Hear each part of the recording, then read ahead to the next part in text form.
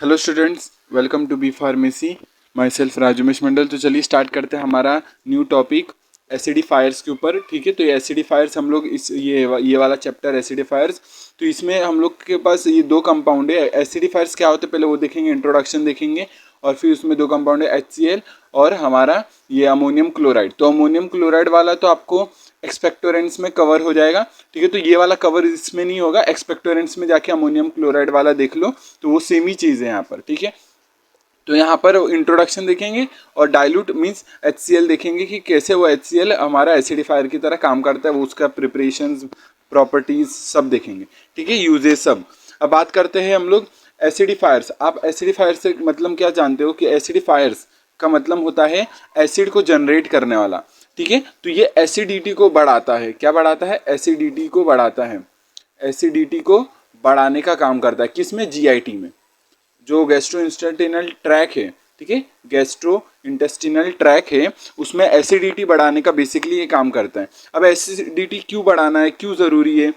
Basic देखो, सुनना ध्यान से। जैसे मेटाबॉलिक एल्कोलॉसिस हो जाता है, जब मान लो अगर पीएच ब्लड का समझ लो पीएच बहुत ज़्यादा ही बढ़ गया है। ठीक है, अब पीएच को बहुत ज़्यादा बढ़ गया, अब पीएच को हम लोग को कम करना है। पीएच को कम करना है तो हम लोग क्या देते हैं? एसिडिफायर देते हैं, जिससे वो क्या करता है, ये पीएच को क्या कर देता है? कम मीन्स एसिडिटी बढ़ा देता है। तो कई बार बहुत सारा एल्कोलॉसिस हो जाता है, तो मेटाबॉलिक एल्कोलॉसिस हो गया, तो उसको ट्रीट करने के लिए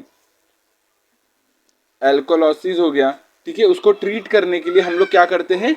एसिडिफायर्स का देने का काम करते हैं। तो एसिडिफायर्स, या फिर या बोल लो, या दूसरी चीज़ ये बोल लो कि ये स्टमक के अंदर पता ही आपको HCl होता है, उसका अमाउंट अगर कम हो गया, HCl का अमाउंट कम हो गया है, HCl का अमाउंट कम हो गया है, तो उसको बढ़ाने का भी काम, गैस्ट्रिक एसिड या HCl बढ़ाने का भी काम हम लोग एसिडिफायर के थ्रू करते हैं।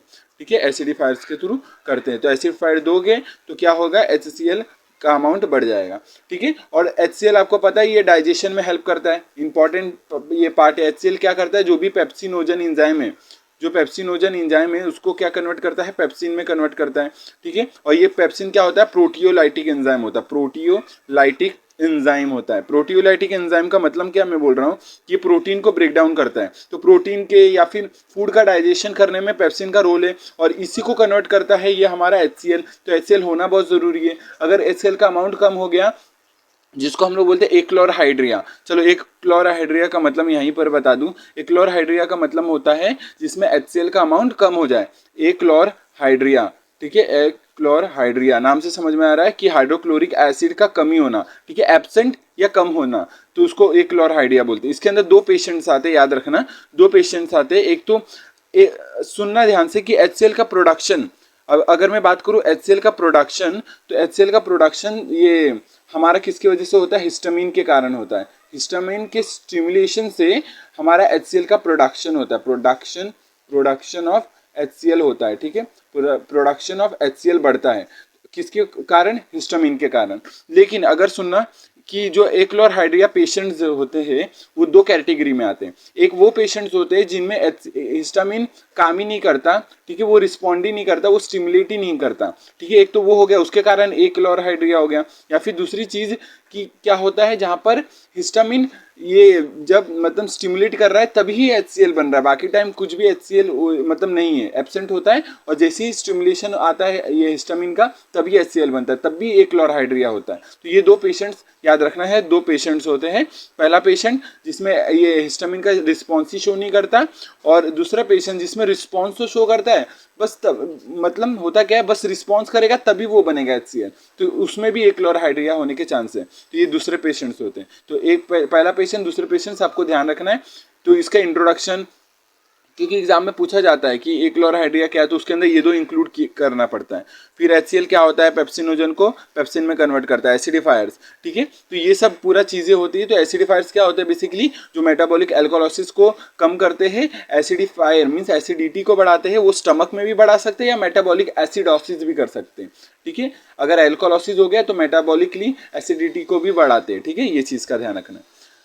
अब आगे बढ़ते हमारा, तो हमारा एक्लोरहाइड्रिया टॉपिक कंप्लीट हो गया। एक्लोरहाइड्रिया कंडीशन पता चल गया। हमारा एसिडिफायर्स दो कैटेगरी में आते हैं, एक मेटाबॉलिकली एसिडिटी को बढ़ाते हैं, प्लस और एक स्टमक को एसिडिटी बढ़ाते हैं। क्यों ज़रूरी है वो बता दिया मैंने, किसके प्रोडक्शन से, किसके रिस्पॉन्स से बनता है, हिस्टामिन के रिस्पॉन्स से बनता है, ये चीज़ का ध्यान रखना। ठीक है, यहाँ तक क्लियर है। प्रोटियोलाइटिक एंजाइम कौन है? पेप्सिन, प्रोटीन का ब्रेक डाउन करता है, तो ये जरूरी है। तो ये इसको कौन कन्वर्ट करता है? HCl कन्वर्ट करता है पेप्सिनोजन से पेप्सिन में, ये चीज़ का ध्यान रखना। तो ये कवर है यहाँ तक, अभी तक क्लियर है। ठीक है, अब बात करें हम लोग आगे की ये एसिडिफायर कितने टाइप्स के होते हैं, चलिए वो देख लेते हैं। ठीक है, एसिडिफायर्स देखते हैं कितने टाइप्स के होते हैं, इसको रफ कर देते हैं। एसिडिफायर्स होते हैं हमारे, दैट इज कितने टाइप्स के? 4 टाइप्स के। पहला होता है गैस्ट्रिक एसिडिफायर्स। गैस्ट्रिक एसिडिफायर मतलब ये स्टमक की एसिडिटी को बढ़ाते हैं, स्टमक की एसिडिटी या HCl जो बोलते हैं ना स्टमक में, उसको बढ़ाता है, एसिडिटी को बढ़ाता है। ठीक है, और जो भी मतलब कोई भी ये HCl की कमी हो गई तो ये किसके फॉर्म में, एग्जांपल में क्या है, इसको डाइल्यूट HCl दे देंगे तो ये काम हो जाएगा, तो स्टमक की एसिडिटी बढ़ जाएगी। अब बात करते हैं हम लोग दूसरी चीज़, यूरिनरी एसिडिफायर्स। यूरिनरी एसिडिफायर्स। ठीक है, जैसे कि मैं बात करूँ यूरिनरी मीन्स यूरिन की एसिडिटी बढ़ाना, और ये क्यों एसिडिटी बढ़ाना पता है आपको? क्योंकि यूरिनरी ट्रैक इन्फेक्शन है, तो बहुत सारे माइक्रोब्स ऑर्गेनिज्म यहाँ पर क्या हो जाते हैं, तो मतलब अगर माइक्रो ऑर्गेनिज्म एंटर कर गया तो उसको क्या करना, किल करना। यूरिन की एसिडिटी बढ़ाते हैं, जिससे एसिडिटी के कारण माइक्रोब्स या जो भी डिसऑर्डर है वो किल हो जाता है, खत्म हो जाता है। तो यूरिन की एसिडिटी बढ़ाना यूरिनरी एसिडिफायर्स के अंदर आता है, और ये क्या करता है, ट्रीट करने का काम करता है यूरिनरी ट्रैक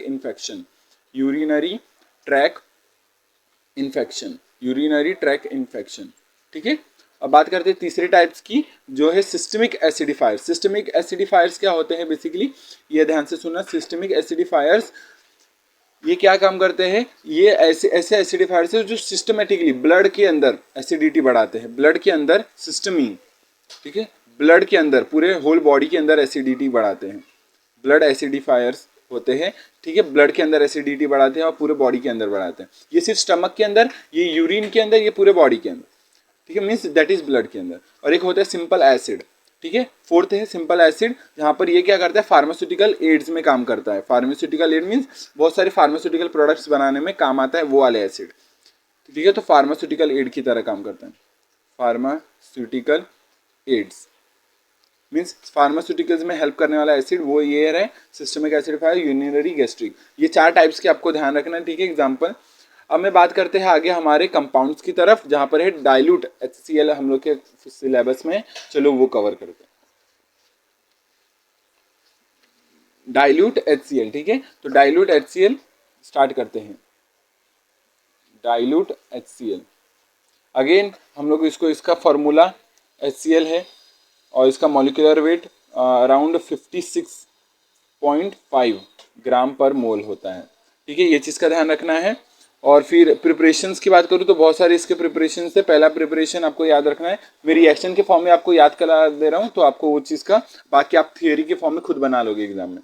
रिएक्शन आपको मेन याद रखना है, बैलेंस वाले। ठीक है, तो ये जब hydrogen gas chlorine gas react करता है तो HCl गैस प्रोड्यूस होता है, ये चीज़ का ध्यान रखना है। दूसरी चीज़, हम लोग बेंजीन के थ्रू बनाते हैं, C6H6 से बेंजीन, ये हमारा है बेंजीन, उसको रिएक्ट करवाते हैं हमारे क्लोरीन से। मीन्स बेंजीन की क्लोरीनेशन अगर करोगे, ठीक है, बेंजीन की क्लोरीनेशन, आप ये लिखो, बेंजीन की क्लोरीनेशन करोगे तो हमारा बनता है ये C6H5Cl प्लस HCl बनेगा।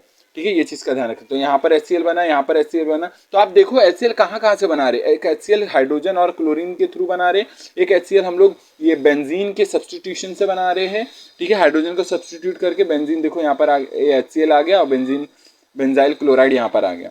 ठीक है, अब मैं और एक बात करूँ रिएक्शन की, जैसे और एक रिएक्शन की बात करूँ तो एक NaCl जब रिएक्ट करेगा H2SO4 के साथ, तब भी NaHSO4 बनेगा प्लस HCl बनेगा। ठीक है, ये चीज़ का ध्यान रखना है। और अगेन जब NaHSO4 रिएक्ट करता है NaCl के साथ, तो ये क्या बनता है बेसिकली, ये बनता है Na2SO4 जो होता है सोडियम सल्फेट प्लस HCl बनेगा। ठीक है, इसको बोलते हैं सॉल्ट केक,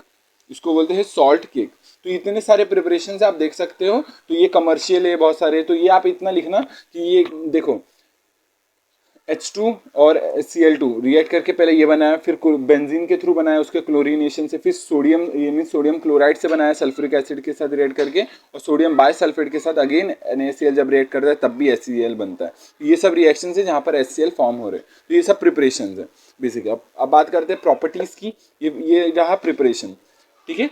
आपको लिख लिख के याद रखना तो जिससे आपको चीज़ें समझ में आएंगी। अब बात करते हैं हम लोग इसकी ये प्रॉपर्टीज़ की, फिजिकल प्रॉपर्टीज़ की पहले बात करते हैं, फिर केमिकल प्रॉपर्टीज़ पे आएंगे। फिजिकल प्रॉपर्टीज़ इसका क्या कहता है, ये एक कलरलेस, आपने देखा भी होगा लैब में, कलरलेस फ्यूमिंग लिक्विड होता है। फ्यूमिंग लिक्विड होता है, फ्यूमिंग मीन्स ऐसा वेपर निकलता रहता है, वो फ्यूमिंग लिक्विड होता है। Colourless liquid, water very soluble in water बोल लो, वेरी सॉल्युबल इन वाटर बोल लो, ठीक है।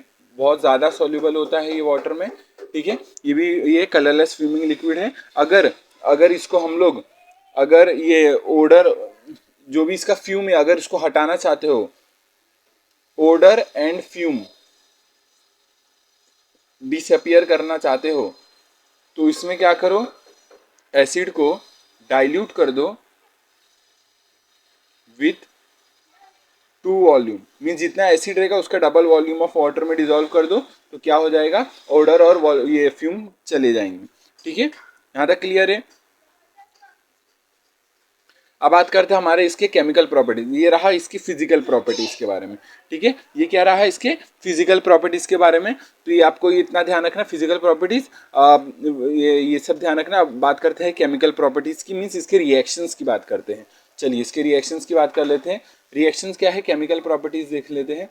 रिएक्शन पहला रिएक्शन है इसका, जब वो अमोनिया के साथ रिएक्ट करता है तो क्या बन जाएगा हमारा कंपाउंड, अमोनियम क्लोराइड। तो एक रिएक्शन ये हो गया, ठीक है, अमोनिया के साथ रिएक्शन हो गया। दूसरी चीज़ और कहाँ ये रिएक्शन कर सकता है, जैसे ये फेरिक ऑक्साइड हो गया, ठीक है, वहाँ पर वो HCl के साथ रिएक्ट करेगा तो क्या बनता है, ये क्या बनता है, इसका सॉल्ट बनता है, फेरस का सॉल्ट बनता है प्लस H2O।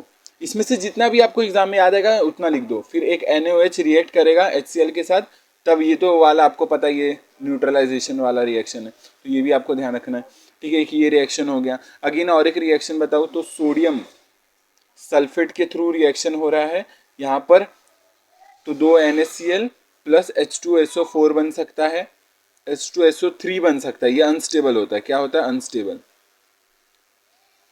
तो होता क्या है, ये H2SO3 अगेन कन्वर्ट हो जाता है H2O और SO2 means sulphur dioxide gas निकलता है। रुको मैं रिएक्शन लिख देता हूँ। और दूसरा है, और एक है यहाँ पर सोडियम कार्बोनेट रिएक्ट करता है HCl के साथ। अब देख देख के समझते रहो, ठीक है, NaCl और क्या बनता है, सोडियम, यहाँ पर ये बनता है। फिर अगेन ये अनस्टेबल होता है, तो स्टेबल करने के लिए क्या हो जाता है, किस में ब्रेक हो जाता है, CO2 में प्लस H2O में। ये चीज़ का ध्यान रखना। तो ये सब इसके रिएक्शंस है, आपको ध्यान रखने हैं बेसिकली। तो देखना केमिकल प्रॉपर्टीज, इसके केमिकल प्रॉपर्टीज क्या है, पहले तो अमोनिया के साथ रिएक्ट करके अमोनियम क्लोराइड, फिर ये फेरिक ऑक्साइड के साथ रिएक्ट करके फेरस ये क्लोराइड बनता है, फिर आपको फेरिक क्लोराइड बनता है। फिर मैं अगर बात करूँ NaOH के साथ, मीन्स ये सिंपल जब सॉल्ट एंड वाटर फॉर्म करता है, न्यूट्रलाइजेशन रिएक्शन। फिर सोडियम सल्फेट के साथ रिएक्ट करके हमारा सोडियम क्लोराइड और हाइड्रोजन ये क्या बनता है, H2SO3 बनता है। H2SO4 नहीं बोल रहा मैं, सल्फ्यूरिक एसिड नहीं बोल रहा, ठीक है, सल्फ्यूरस एसिड बोल रहा हूँ, जहाँ पर ये अनस्टेबल होता है और ये कन्वर्ट हो जाता है SO2 गैस में और वाटर में। अगेन यहाँ पर भी सेम, सोडियम कार्बोनेट जब HCl के साथ रिएक्ट करता है तो सोडियम क्लोराइड और साथ में कार्बोनिक एसिड बनता है, लेकिन ये कार्बोनिक एसिड अगेन अनस्टेबल होता है, तो ये ब्रेक हो जाता है कार्बन डाइऑक्साइड गैस में और वाटर में। तो ये चीज़ का आपको ध्यान रखना है। और एक रिएक्शन, अगर इतना याद हो रहा है तो ठीक है, और एक रिएक्शन मैं बता देता हूँ जहाँ पर बहुत सारे, रुको और एक रिएक्शन मैं आपको बताता हूँ, ठीक है, कहाँ पर बताओ, रुक जाऊँ, ये रफ कर देता हूँ, ये आपने नोट डाउन कर लेना है। और मैं आपको रिएक्शन और एक बताता हूँ जहाँ पर HCl किसके साथ रिएक्ट कर रहा है, MnO2 के साथ रिएक्ट करके क्या बनता है, MnCl2 प्लस क्लोरीन का इवोल्यूशन होता है और वाटर बनता है। तो ये सब रिएक्शन है बेसिकली, आपको याद रखना लिख लिख के, और 2-4 चीज़ें याद रहेंगी तो आप लिख सकते हो। तो इसलिए मैं मल्टीपल चीज़ें बता रहा हूँ कि एग्जाम में अगर 3-4 भी याद रहेगा तो बढ़िया है। और उसका डिस्क्रिप्शन आपको लिखने आना चाहिए। तो ऐसे जब ये मैंगनीज ऑक्साइड के साथ रिएक्ट करता है तो क्या बनता है, मैंगनीज क्लोराइड, और क्या बनता है, क्लोरीन गैस और वाटर। बैलेंस के साथ याद रखना है, ठीक है। अब यूजेस पे आ जाए इसके, चलो यूजेस पे आ जाते हैं अभी इसके। चलो अब केमिकल प्रॉपर्टीज भी पढ़ लिया, अब पढ़ते हैं यूजेस के बारे में। यूजेस क्या है इसका, यूजेस देख लेते हैं। यूजेस है पहला ये एसिडिफायर फर्स्ट, तभी तो इसके अंदर पढ़ रहे हैं, एसिडिफायर की तरह काम करता है। मीन्स ठीक है, गैस्ट्रिक एसिडिटी मीन्स अगर स्टमक की एसिडिटी कम हो गई तो HCl बढ़ाने का काम करता है, तो इसको डाइल्यूट फॉर्म में दिया जाता है, ठीक है, स्टमक की एसिडिटी बढ़ाने के, स्टमक की एसिडिटी बढ़ाने के लिए, ठीक है, एसिडिटी बढ़ाने के लिए, ठीक है। HCl को डाइल्यूट फॉर्म में दिया जाता है तो स्टमक की एसिडिटी बढ़ा देता है। मीन्स कोई भी एसिड अगर दिया जाता है ना तो उसको डाइल्यूट फॉर्म में दिया जाता है, ठीक है, ये चीज का ध्यान रखना है। अब अगर मैं बात करूं, ठीक है, पहला ये समझा कि HCl को अगर स्टमक की एसिडिटी बढ़ाना है तो HCl को डाइल्यूट फॉर्म में दो, पहली बात ये। फिर एक है कि एसिडिफायर्स की तरह काम करता है, दूसरी बात ये, ठीक है। और मैं अगर बात करूं कि अगर सफिशिएंट अमाउंट में दिया तो वही स्टमक की एसिडिटी, मीन्स बेसिकली HCl क्या करेगा, एसिडिफायर की तरह काम करेगा। अगर स्टमक में दोगे तो ये स्टमक की एसिडिटी बढ़ाएगा, ठीक है, तो इसको डाइल्यूट फॉर्म में देना पड़ेगा। तो ये इसके यूजेज है, आपको इतना ही ध्यान रखना है, ठीक है, ठीक है। तो इतना सफिशिएंट अमाउंट में देना है कि गैस्ट्रिक जूस में फ्री एसिड्स बचे रहे, बस इतना ध्यान रखना है कि एसिडिफायर्स वो HCl है वो एसिडिफायर्स की तरह काम करता है, और बस, और कुछ नहीं। और अगर एडमिनिस्ट्रेट करना है तो डाइल्यूट फॉर्म में एडमिनिस्ट्रेट करना है, ये चीज़ का ध्यान रखना है, बस हो गया। ओके, यहाँ तक कंप्लीट है, ये हमारा HCl यहाँ पर कंप्लीट हो गया। जो नेक्स्ट कंपाउंड है अमोनियम क्लोराइड, वो हमारे एक्सपेक्टोरेंट्स में कंप्लीट है, सेम चीज़ है ना, सेम कंपाउंड है और सेम ऐसे है, तो इसकी वजह से आप वहाँ पर जाके देख सकते हो एक्सपेक्टोरेंट्स में। तो ये था हमारा एसिडिफायर्स। चलो ओरली रिवाइज कर लेते हैं, हम लोग ने पढ़ा कि आज के वीडियो में। चलो आज इस लेक्चर में हम लोग ने पढ़ा एसिडिफायर्स के बारे में। एसिडिफायर्स क्या होते हैं, जो एसिडिटी को बढ़ाते, नाम से समझ में आ रहा है। एसिडिफाइंग एजेंट भी बोलते हैं, क्या बोलते हैं इसको, एसिडिफाइंग एजेंट भी बोलते हैं, ठीक है, एसिडिफाइंग एजेंट्स भी बोलते हैं। तो ये एसिडिफायर्स में GIT ट्रैक में एसिडिटी को बढ़ाते हैं, मेटाबॉलिक एल्कोलोसिस को कम करते हैं, मेटाबॉलिक एसिडोसिस को बढ़ाते हैं, ठीक है, ये चीज़ का ध्यान रखना। फिर गैस्ट्रिक हाइड्रोक्लोरिक एसिड अगर कम हो गया तो उसको बढ़ाने का काम करते हैं, ये चीज़ का है। और इसमें ना एक थोड़ा एक अलग सा टॉपिक में 4 वर्ड्स के बारे में बताता हूँ, ठीक है।